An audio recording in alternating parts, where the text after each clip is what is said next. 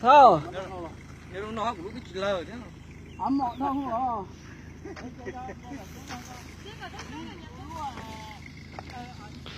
Cho cá thóc cá lần đó dễ có trúng số đó. Cũng như thay video thế.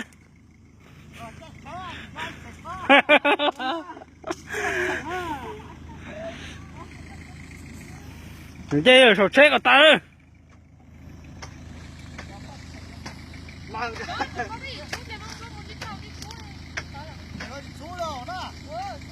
Mua à có số rồi à. Muốn gì luôn tôi.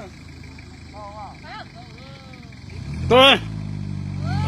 Lý nào thế to. Chết cha ha. Hỏi bay gì chứ?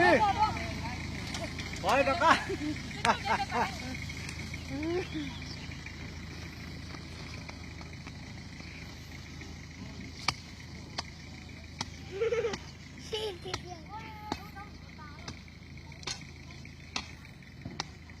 Phát hiện rồi đó.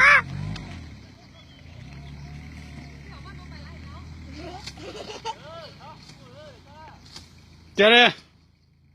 Thì có phụ rồi mà á tông này hay à xịt lại.